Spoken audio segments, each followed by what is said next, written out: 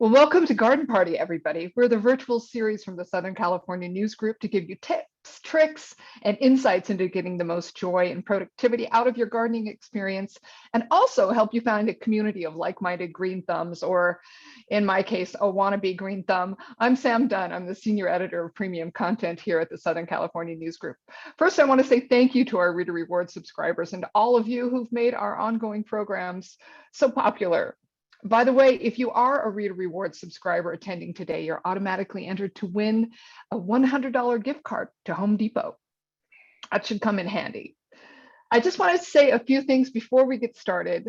As an attendee, you are muted, but if you have questions, and we hope you do, use the Q&A feature on the Zoom toolbar on your screen. And certainly, if you want to make comments, use the chat feature found there as well. We're going to be monitoring questions and comments, and we'll respond as much as possible. We've got two editors, Vanessa Franco and Eric Peterson, behind the scenes to help with those questions.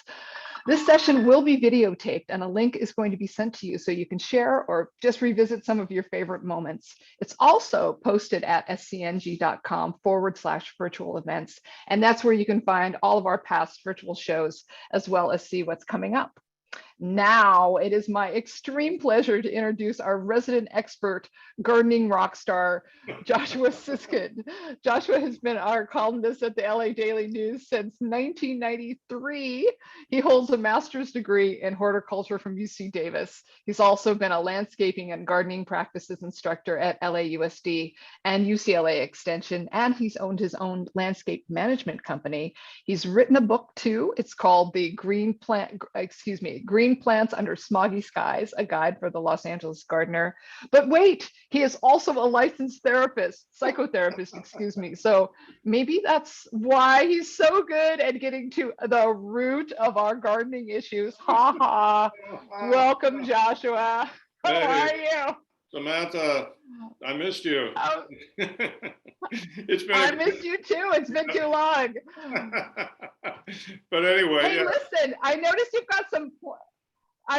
got some plants behind you. What have you brought for us today? Yeah. To start off? What are those things behind you? Okay, I went to the Theodore Payne Foundation yesterday and I picked up a few plants because this is the best time of the year to plant anything, and even more so California natives, because California natives are very sensitive to soil fungus, which thrives in hot summer weather, okay? So it's much better to plant in the fall when the weather is cooler than in the summer. Now, you may want to wait, however, until things cool down, because we're still having these incredibly hot days. So if you wait another week or two, you'll be better off planting anything. And I just wanted to bring your attention. Right. This is called Yucca whipplei, which is Lord's candle, and it produces a white flower, beautiful white flower, but even when it's not blooming, you can see it's blue, and so it can add color to your garden even when it's not blooming. Doesn't need any water, and after it flowers, this rosette will die, but it produces what they call pups next to it, so the plant will continue to live. Here's a plant which a lot of people associate. Awesome. Excuse me? So yeah, this is called maidenhair fern. And a lot of people probably are not aware that this is a California native plant. It grows in shade, and you can also use it as an indoor plant. It has a very delicate foliage that's really hard to resist. Mm. Now, nice. I don't know if you're familiar with it. Here's a plant. There aren't too many plants that are flowering right now, but this is called Monardella, and it's a fragrant plant. People call it coyote mint. But it flowers excessively in actually shady exposures. So you think of California natives for the sun, but they also grow in the shade. And here's one of them that does. There's another fern in there. But I wanted to show it. This is from a bulb, or let's say one of the bulb's associates. We talk about bulbs, we talk about rhizomes, which are semi-underground storage organs, and we talk about tubers, garlic, and potatoes, for example. And then we talk about corms. In any event, this plant, I think you can see it also flowers. If you can see that flower there, that orange flower, right? I didn't. But it's not. I didn't realize that. When it's not in bloom, you see, you can use the leaves for an arrangement with other flowers or just on their own. And let me tell you the nice thing about bulbs, which we're going to talk about at great length. The nice thing about bulbs is that if the part you're seeing on above, if it starts to look old and brown and ratty, you just cut it to the ground, okay? And then the plant starts to grow again. That's the beauty of these plants. So that's well, we'll get to bulbs in just a minute, but I wanted to go back to like the foundational why? Right. Because I grew up with the idea that spring was the time to plant. Why is fall, if we can break it down, such a great time? Right. So if we there's actually, they discuss this in the Talmud. Is that was the world created in the spring or in the fall? And we tend to think, oh, spring is the season when everybody's planting and the weather's nice and so on. We benefit from the rain. But the truth of the matter is, if you look at the creation, you see that Adam and Eve were placed into a garden with a lot of fruit trees, right? And they were instructed they could eat from any fruit tree except for one. Now, that really is a replication of what we see in nature, right? We see that this is the harvest season, but in nature, what happens, this is the time of the year that the fruit falls from the tree, it decomposes, and the seeds start to go into their process of absorbing the winter rain, absorbing cold if they need it. Some seeds need cold to germinate, and then they come up in the spring, right? So you're really replicating what nature does, okay? And what happens in nature is roots grow much more quickly in the fall. And the reason for that is that the soil is still warm from the summer. So the roots benefit from that because in any biological process speeds up with heat, right? Now during the fall, the air temperature is reduced, right? It's a lot cooler. And so when the air temperature is reduced, what happens is that the shoots and leaves stop growing and all the energy that's still in the plant goes into root growth. And it's very interesting. In orchards, for example, after the harvest, they always fertilize. You might say, well, why are they fertilizing now? They're fertilizing in order to push the growth of the roots during the fall season. And also, they're going to be the plants will benefit when the rain, helps the fertilizer go into the soil. So that's really what's going on here. You're imitating the natural tendency of plants, which is, especially in Southern California, you're going to have a lot more. You're going to have prolific root growth during the fall and not very much shoot growth. So by the time spring comes around, you're going to have a very robust plant, and it's going to be able to handle the weather, which even in April can be very hot sometimes. And right, and you mentioned that the days are shorter, right? Right. That's another part of the equation. That's another plus, because even if you have a very hot day in September, you're not going to have as many hours of heat because the sun is not shining for that length of time, and the sun is also lower in the sky, which is very important.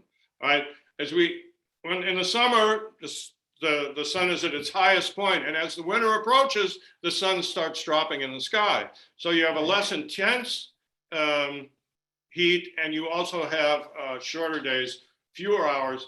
And see, the process, this is also important, the plant loses less water because there's less sunlight.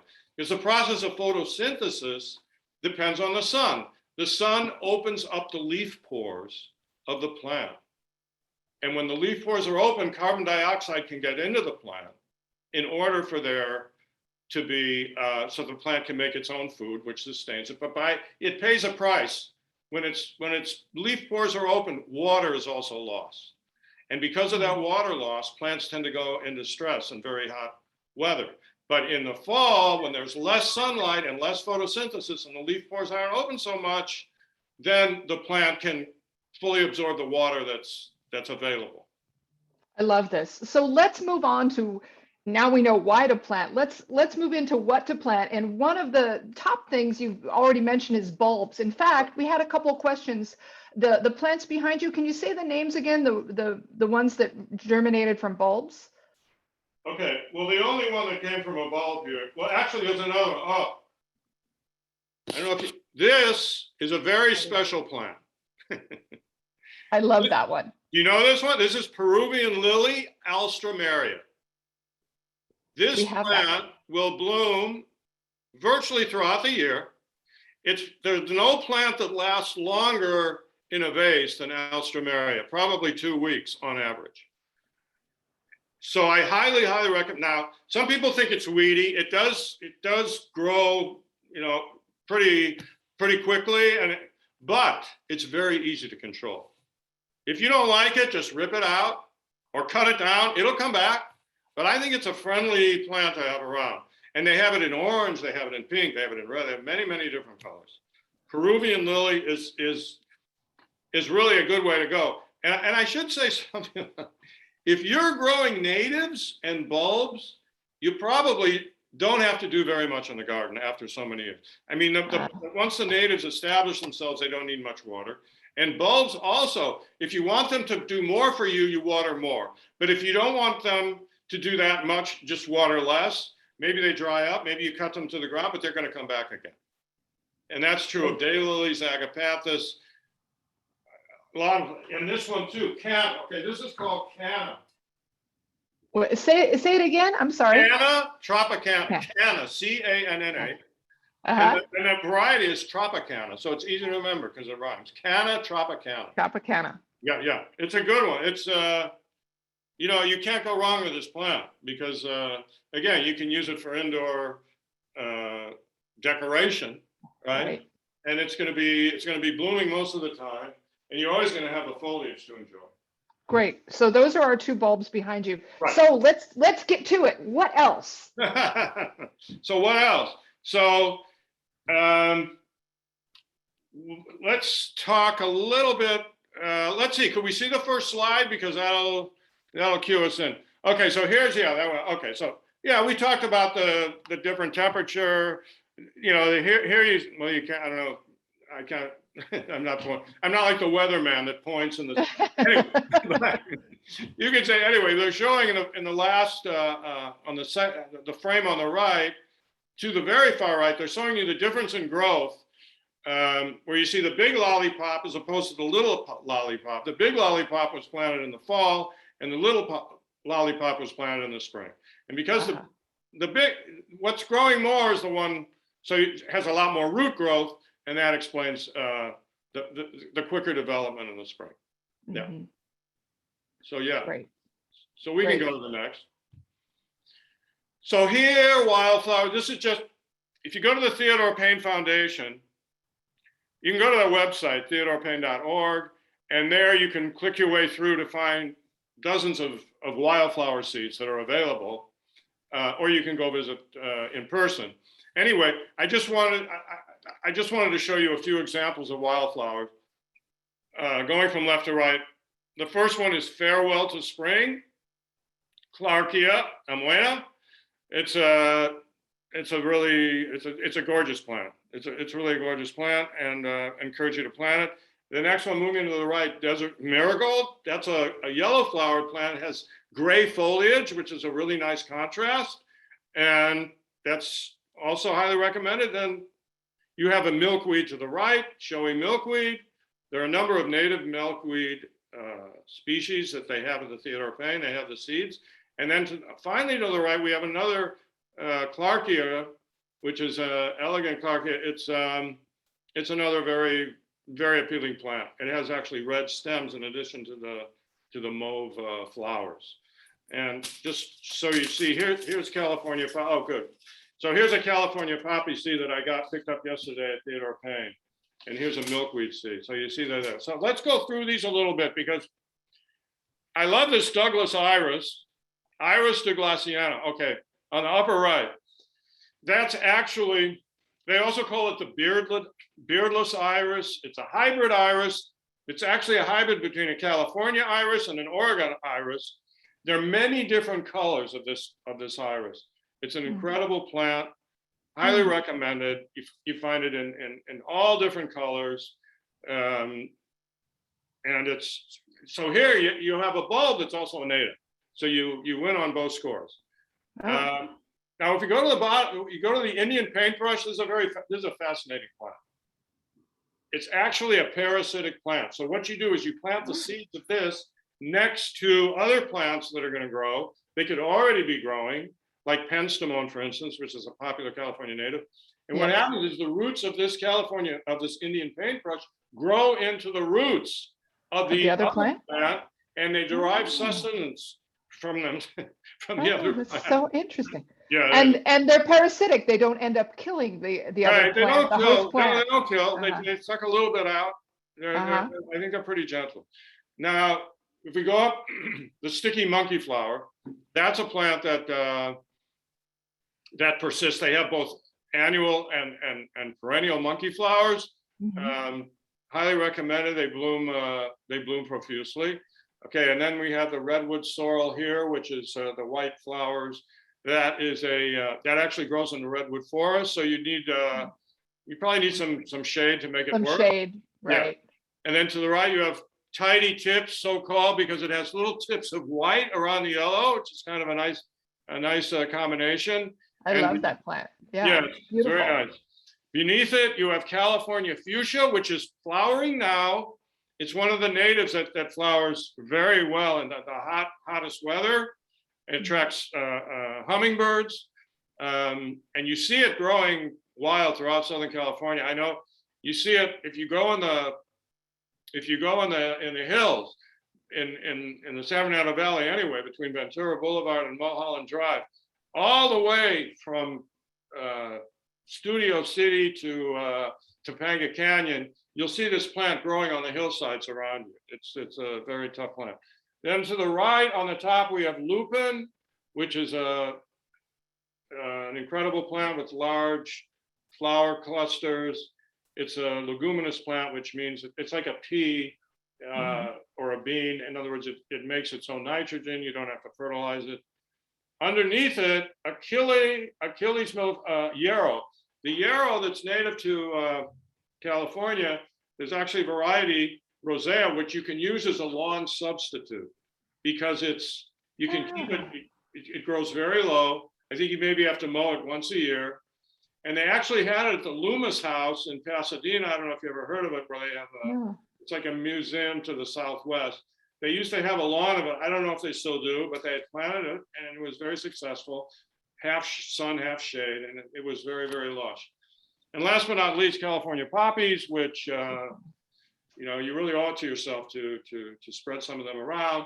They come back year after year, and they're kind of the classic California native.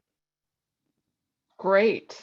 Well, let's get back to bulbs for just a minute, because I think you had some points about preparation for bulbs that we haven't touched on yet. Yeah. So when it comes to bulbs, there are two types. There are types that you need to chill them before you plant them, but the vast majority don't require that.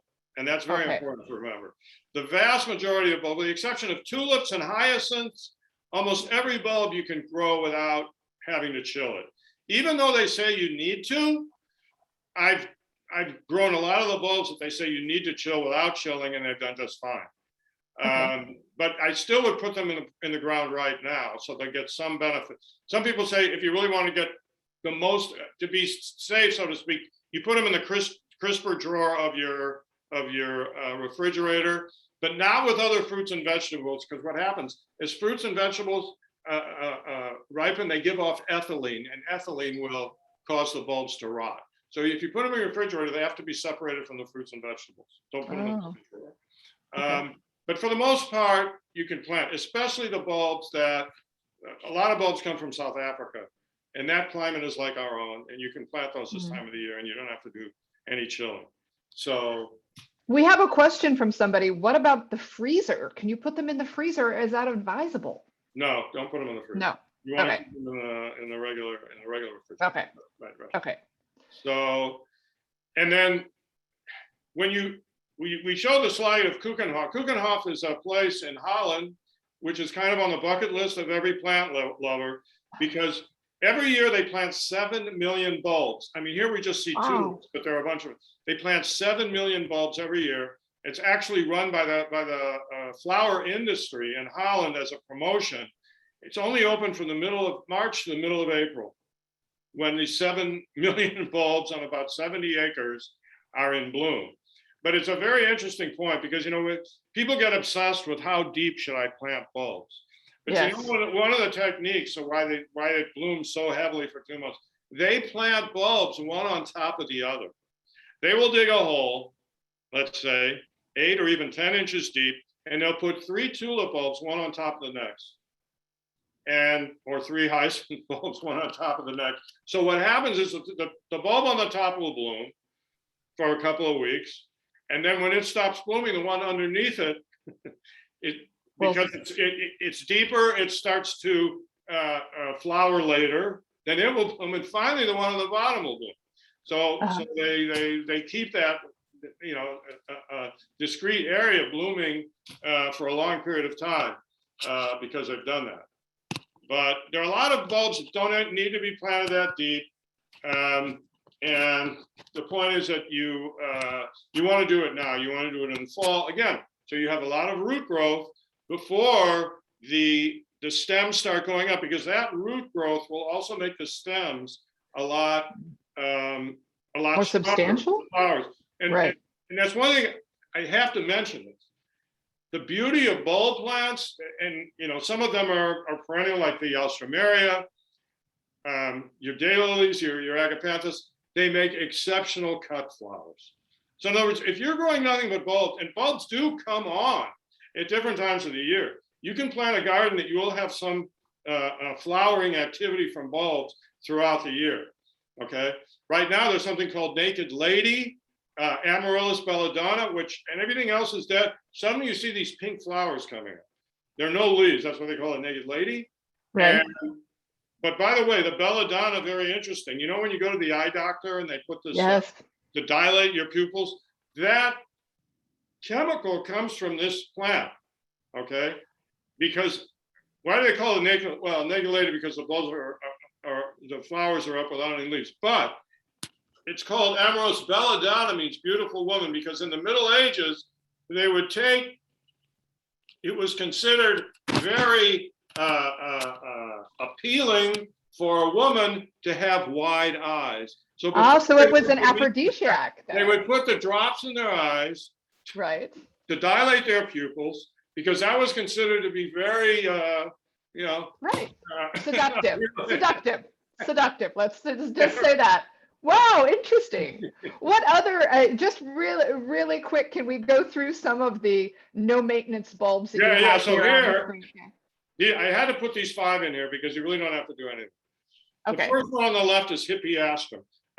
Now that's the botanical. The reason I put, some people call that amaryllis, but it gets confusing because amaryllis is a lot of different things. But if you remember hippeastrum, it's a plant that just spreads and spreads and spreads, and it has huge trumpet flowers. Not necessarily red. There's orange, there's pink, there's white, there's striped flowers. These you don't have to, the South African bulbs you don't have to plant deep. You just plant them underneath the surface. And you can plant them in full sun, partial shade? Yeah, you can go in partial. Okay. Most bulbs, I would say just practically all of them, in fact, benefit from some shade. You know, not blazing sun. Right. Especially where we're living. I mean, you can do them in full sun, but they don't mind some shade. And now underneath, Amaryllis belladonna, that's the one we just mentioned. It's going to be blooming now, the naked lady. And it really, you don't do anything, nothing. This will come up year after year. Even that's my kind of plant. Do nothing. Do nothing and it's beautiful. It's my kind of thing. Yeah. I'm sorry, go ahead. No problem. Okay, now we have the Chinese ground orchid. You know, it's really amazing because you think of orchids, these delicate, but you know, and the delicate orchids are the ones that grow in trees. They're called epiphytes. They live up in trees, right? Which is nearly all the orchids that we see in nurseries. But there's one orchid, actually, this is called a ground orchid because it grows on the ground.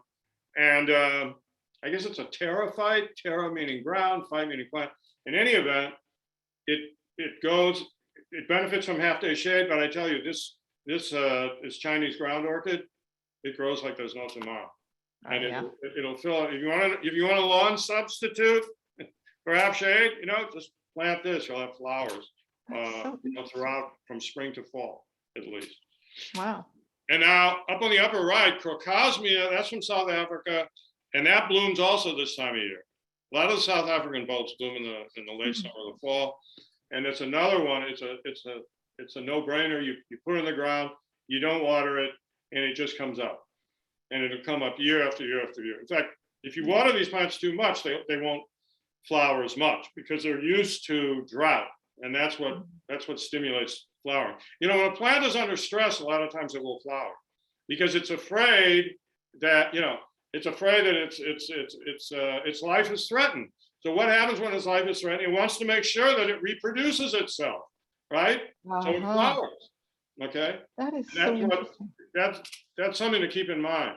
And last but not least, Nerine, which is actually, this one's white, but that comes in a beautiful pink. It's also South African. And it blooms and blooms. And by the way, that's something that we were talking about this earlier. We see Holland bulbs. We assume, those bulbs must be natural to Holland. No. The truth is that most bulbs, nearly everyone, even the tulip and the hyacinth in their habitat, they're dry climate plants. But the Dutch, being the horticultural geniuses that they were, adapted them to a cold, wet climate. Even though these bulbs, a lot of them come from warm, dry climate. That is so interesting. Yeah, that is so interesting. I didn't know that. Yeah. And in fact, in Holland, they had during the 1600s, they had this thing called tulip mania, where tulips began. They had a whole like a stock market for tulips. People were spending $100,000 for a tulip. Don't ask me. I think it was like the Bitcoin of like. But eventually, the market collapsed. It was like, wait a minute, how can they spend $100,000 for a tulip? Right, like Bitcoin. But that's another conversation. Listen, I wanted to circle back to something that you actually said before we got on camera that I thought was an important point that relates to what you're talking about. It's the nature of the soil right now because of the drought. Thank you very much for bringing that out. Yeah. So we can get into a lot of trouble saying, oh, you're planting in the fall. I'm going to go out, I'm going to dig a hole, I'm going to put a plant in a hole, and it's going to grow like crazy. No. We're living in extraordinary times. See, normally, there's some moisture in the soil. If we got our regular 15 inches of rain, and if the ground is mulched, it's something we'll talk about a little later maybe. If the ground is mulched, and there's winter rain, there's going to be some moisture in the ground, right? And maybe, you've watered occasionally or whatever. If there's just bare soil that hasn't been mulched and it hasn't rained for a number of years, you're going to try digging in that soil. It's going to be, like digging into concrete, and you're going to drop a plant in that hole. You're going to have trouble. So what you need to do under these circumstances, look, ideally, not so much for California natives, which don't need a heavily amended soil. In fact, they probably resist it. But your average plant and your average bulb, if you really wanted to do right by your soil, you come in there with a lot of compost, go down 6 or 8 inches, and really, improve the soil. But even if you're not going to do like wholesale improvement, the least thing you have to do is when you dig a hole for your plant. And by the way, if you want to dig holes for plants and it's been really hot and the ground is really hard, you know what you do? You come out to the area and you soak the ground before you start digging, because that's going to soften up the earth. What you do, and you want to get like a shower head nozzle, right? You've seen those, like the long wand. Yeah, sure. So you put that over the area you're going to want. So, because if the water comes out too fast, it's just going to run off, right? But if you soak, it's like, like a rain, like a nice rainy. So you soak that area You seriously soak that area, and then you start to dig. Now, you may only be able to dig it down a couple of inches. Mhm. So what you do is you put your shovel aside, you take back the hose, and you soak it again, right? Yeah. And you Mhm. keep digging until you dig the depth of the root ball, the depth of the soil in the container, same depth, and at least twice the diameter. So what you're aiming for is a satellite dish planting hole. Okay, it can be Okay. as wide as you want to make it. It can be twice as wide, 3 times wide, because the roots that really matter are the lateral roots. We often think, oh, it's got to have a strong taproot, this and that. Not really. That's only maybe for desert planting, that, or say desert plants take advantage of their taproot. For the vast majority of plants, the roots that matter are in the top 2 inches of soil. Okay. Okay. You want to encourage those roots. And then my mulching afterwards, you also encourage the root growth, because the soil will be protected, right? Should you have really strong heat, or even if you have pounding rain, the mulch will protect the soil from that, and that will make a difference in the development of the roots. Can you talk just a little bit more about mulch and, excuse me, what you recommend for that? Yeah, we're talking about that. The soil should never be bare. Should never be bare in a garden, even if you're not planting. If you're not planting this fall, this winter, have a tree trimmer come by and have him deposit his tree trimmings on your driveway and spread it around. And I mean, you can make it as thick as you want, right? And that will protect the soil from not only protect the soil from, like we said, heat, because heat will sterilize the soil, right? It'll kill all the microbial life that's in the soil. What happens with the mulch is you will reintroduce microbial life, specifically something called mycorrhiza. Mycorrhiza is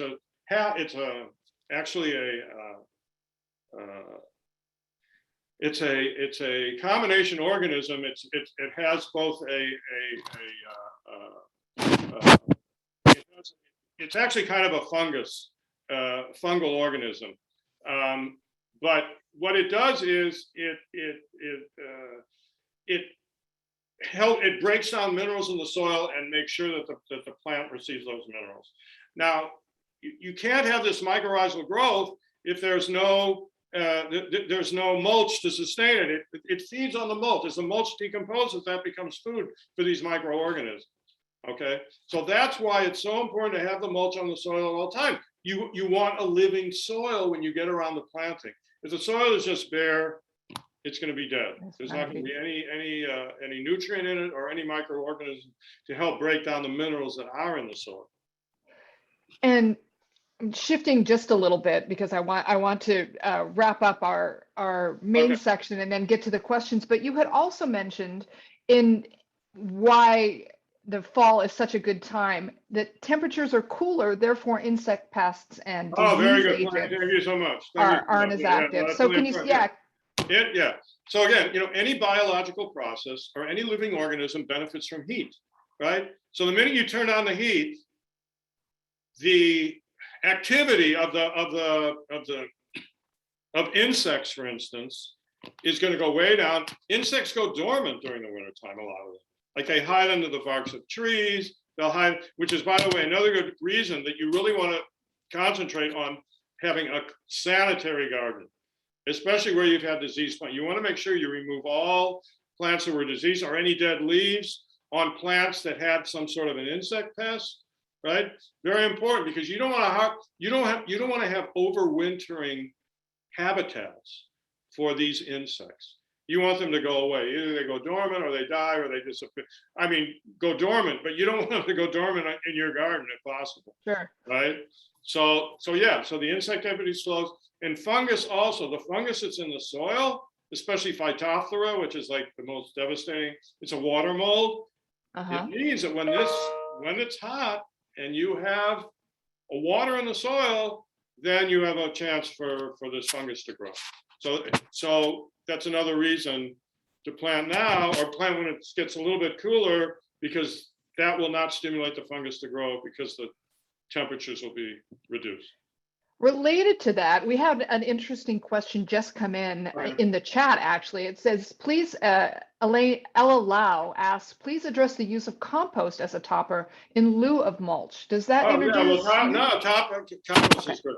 See, compost, you know, and that's like a, that's kind of a catch-all in the sense that they even called mulch sheet compost. In other words, in the sense that it's always decomposing. Compost is actually the finished product of decomposition.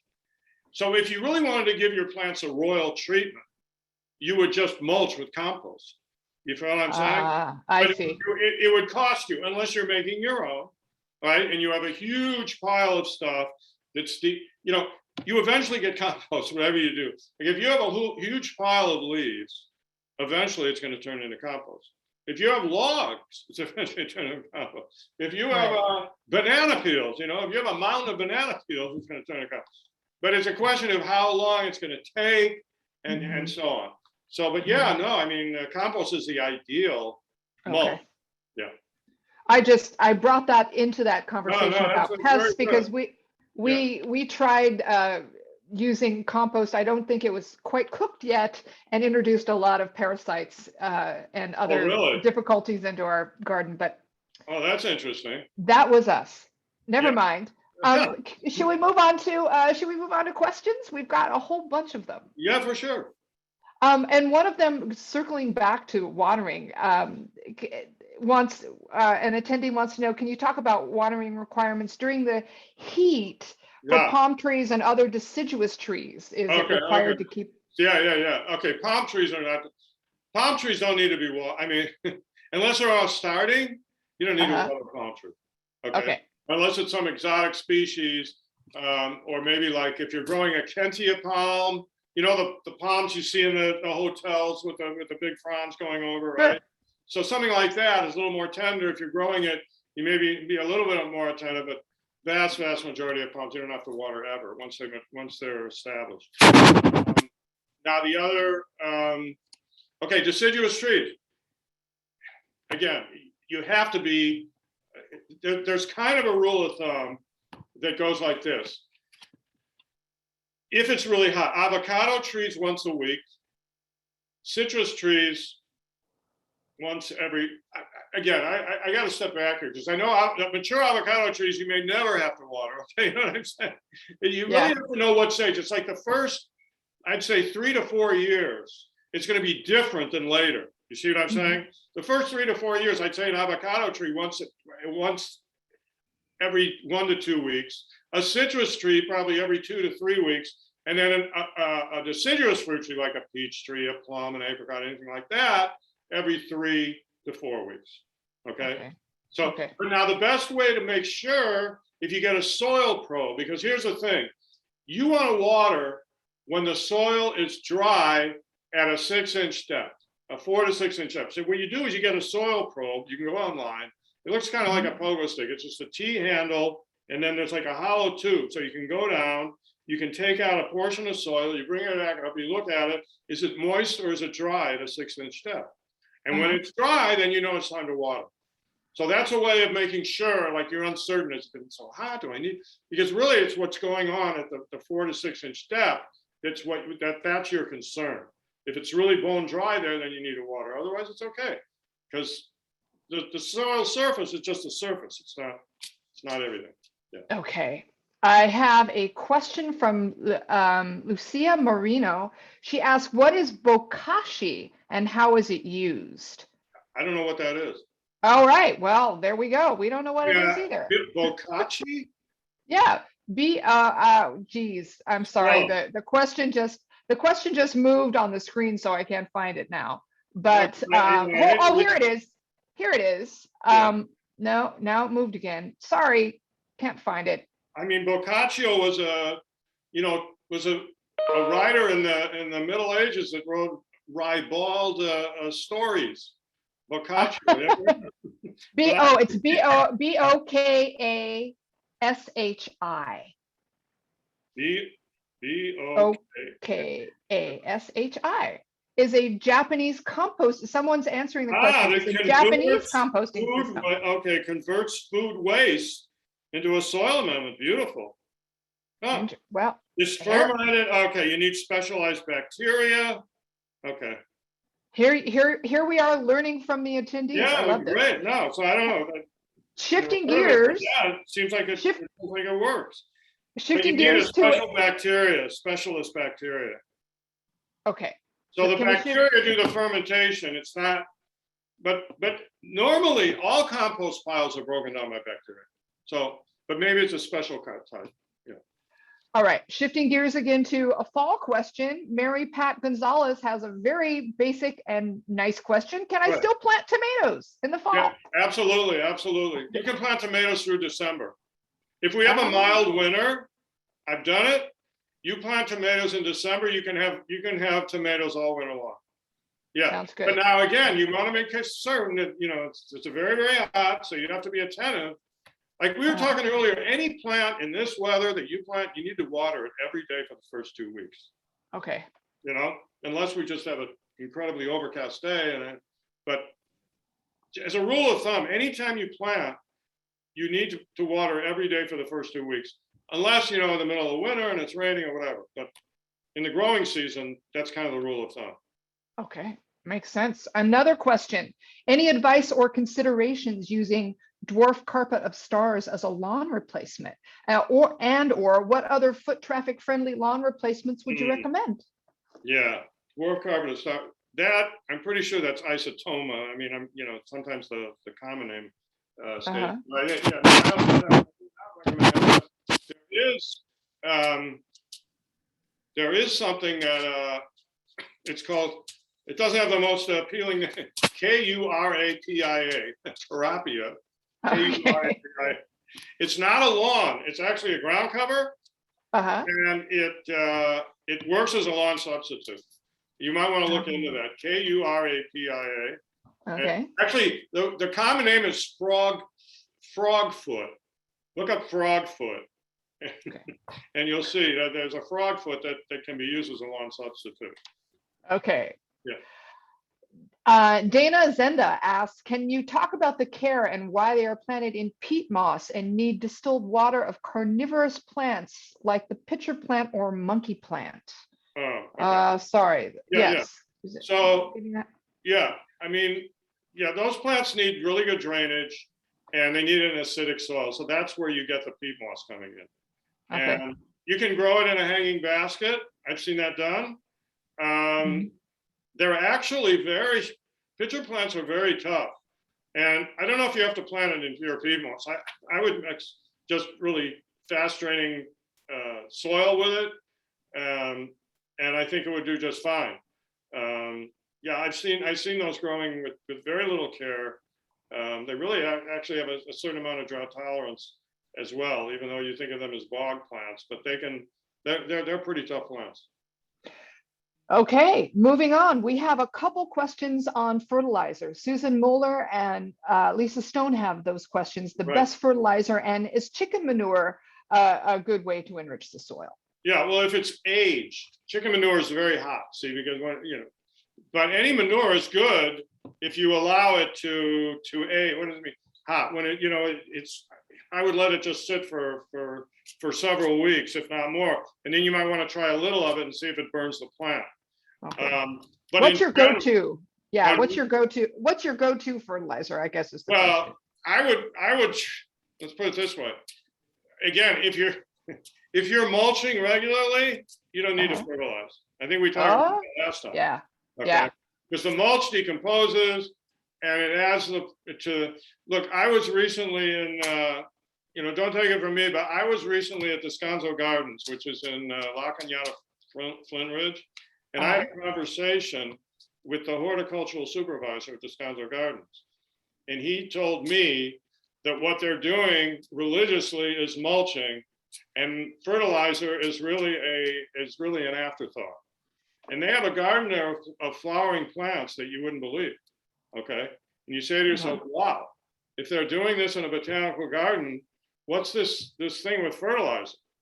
But Right. if you want to do something with fertilizer, you want to go with something very gentle, which means an organic product like a 5-10-10 or a 10-10-10, and that's what I would use. I would not use anything extreme, but make sure it's organic, because if it's not organic, you're going to kill the soil life. You know, it's an interesting point. There's, as far as a tomato plant is concerned, it doesn't matter if it was grown organically or inorganically. It's going to taste the same. But the problem with, if you garden inorganically, you harm the soil. So Okay. that's really the bottom line. Because what they spray for pesticides, I hate to inform people, but organic pesticides can be just as toxic as inorganic ones. You know what I mean? Just because it's organic doesn't mean it's quote unquote healthier. But the real culprit, the real victim in traditional chemical agriculture is the soil. And that's why any product you use in the garden should be on the soil, should be organic. Yeah.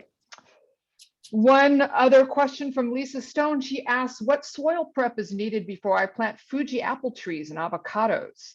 Right. She has a question about chicken manure. I think you already addressed, but how much advanced prep before planting these trees? Yeah. So the best prep is to get compost, you know, all-purpose planting medium, like something like Dr. Earth, okay, and an organic soil amendment, and then just put it in there. You know, I always tell people, put as much in as your back can stand. Keep it in until your back goes out. Then you'll know you've done a good enough job. No, but which is another reason fall is great, right? It's yeah, right. Oh, we talk about that because it's easier to work in the garden when the temperature drops, right? It's a cooler temperature, so that's a good motivator. But yeah, I mean, you know, you can look if you amend the soil. Like, okay, so a 15-gallon plant is 18 inches deep, let's say. Okay, so I would, again, the same principle adheres. You're going to dig at the same depth and 2 or 3 times as wide. So you want to make sure that at least to the depth of the plant, you've really improved that soil. I like to tell people, like, when you know you're done, when it's like you're putting your shovel into pudding. Okay. If the soil is like pudding, yeah, you're there. Okay. You know what I mean? It's like that's really what it's all about. Because so many, you know, when you're chopping, when you're hacking away at that soil and it's hard, and it's it hasn't been improved. One more tree question, and then we'll move on to bugs, and then we have to wrap up. But Susan Stearns asks, just simply citrus trees in pots? Question mark. Water? Question mark. Yeah. Just on the topic of trees. Hey, it's a big challenge. You know, anytime you're growing in a pot, it's a huge challenge. But to inspire you, there are orange trees in Versailles, in the Versailles Palace, that were planted at the time of Louis XV. So they chopped his head off. There are.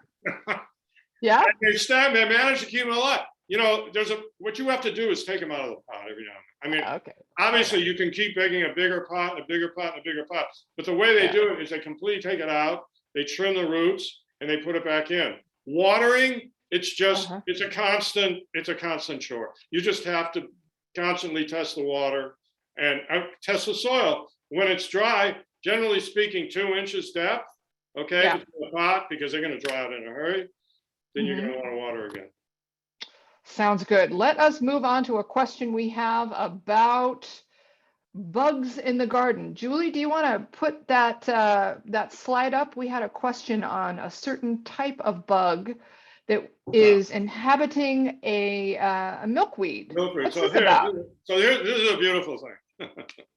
So you see on the left, when it looks, so by the way, in the middle slide, that's like the nymph stage. See, there are 2 types of insects. Insects that go through complete metamorphosis, like a butterfly, right? It goes egg, larva, which is like a little worm, pupa, which is the chrysalis or the cocoon, adult, right? The total transformation, that's complete metamorphosis. Now, there's also incomplete metamorphosis. which means the creature hatches out of the egg. It doesn't have a worm stage. It has like a baby stage. You even see this, okay? And it might look different, like ladybug. I don't know if you ever saw ladybug. Well, actually, that is a complete metamorphosis, but it's different. But anyway, incomplete metamorphosis, the little thing hatches out, and then it just gets bigger and bigger, and it may change form. Like on the left, you see the adult milkweed bug. Now, here's another thing. First of all, don't worry about it. It's not going to kill your plant. Okay, it's more of a nuisance. If you want to get rid of it, you take insecticidal soap. But the problem is, here we go again. Any organic spray will kill good bugs too. Like if you spray insecticidal soap to kill these things, you're also, the monarch eggs that you want to flourish are also going to be impacted. Because what insecticidal soap does, it's organic. Well, what it does, it basically suffocates the insect, or it will suffocate the egg, so the egg can't develop, right? So just leave them alone. But there's a very interesting point here. And if you fascinating stuff. Go ahead. There's milkweeds are toxic, okay? But insects, that's the protection of insects. A monarch butterfly is not eaten by predators. Well, there are a few birds that eat it. It's not totally immune, but it's much less susceptible to predation because the alkaloids in the milkweed make the butterfly, the monarch, toxic. Now, there's something very interesting here. The same thing is true of this insect.